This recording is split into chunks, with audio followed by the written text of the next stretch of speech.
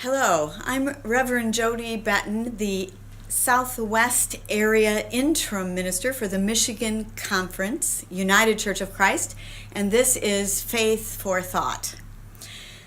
You might notice that I'm wearing dark colors, my retro 90s velvet jacket. It's the Advent/Christmas season, and I've been preparing for a winter solstice celebration, but what I've been thinking about can easily be applied to any situation where one might find oneself in a dark place, maybe grieving the loss of a loved one, or maybe having those despairing moments on one's faith journey.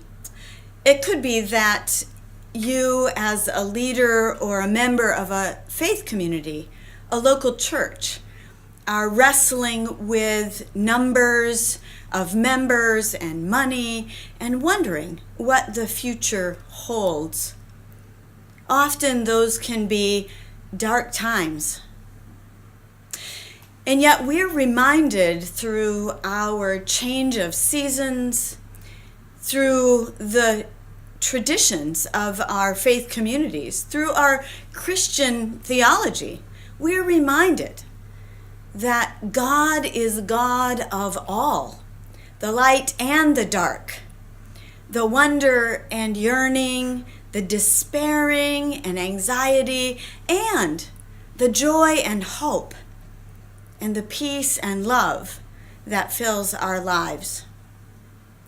So, as I was getting ready for the winter solstice celebration, I wrote this poem. Sometimes the darkness is so deep, we despair and need a hand to hold on to. Sometimes the darkness is so deep, we sleep. And when we wake, it is light. Sometimes from the stump of a tree comes a sprout that becomes a mighty tree.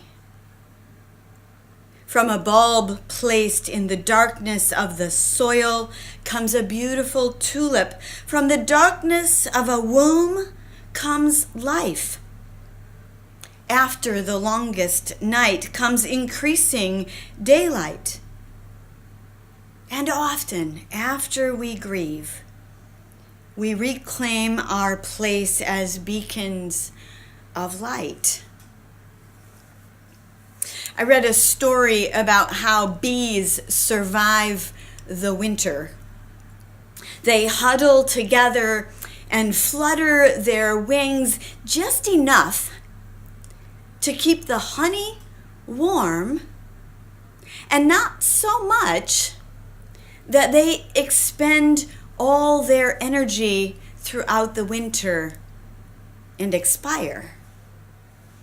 And yet, as the bees rotate through the hive, some of them do move to the edge of the hive and die. From the longest night comes increasing daylight. These cycles of day and night, of light and darkness, are built into our seasons, but they're also part of our theology. We know that from unexpected places comes the source of God's presence. From barren women, from women who have been through menopause, the Rachels and Rebeccas, the Sarahs and Elizabeth, comes new life unexpectedly. And of course, from the death of one on a cross to the resurrection into new life comes the presence of God through the darkness into the light.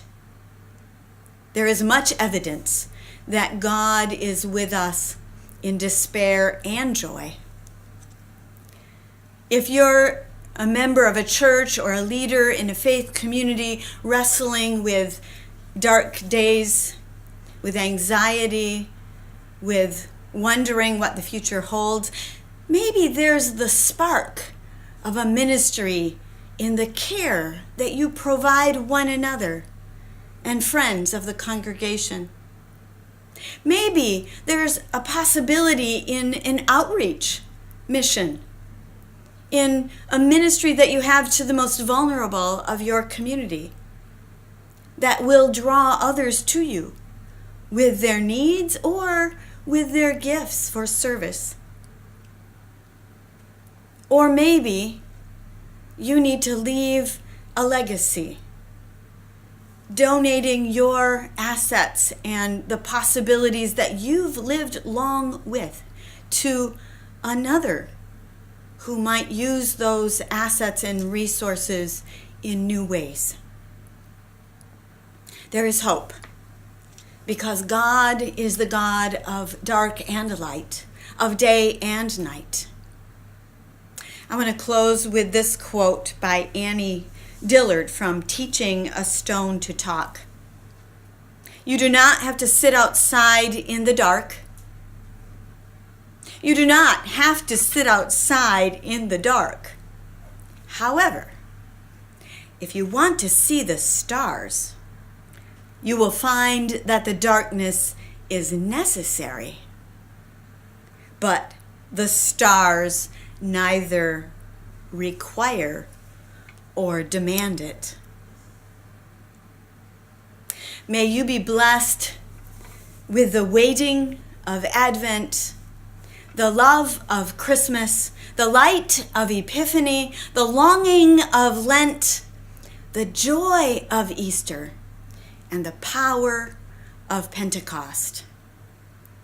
Amen.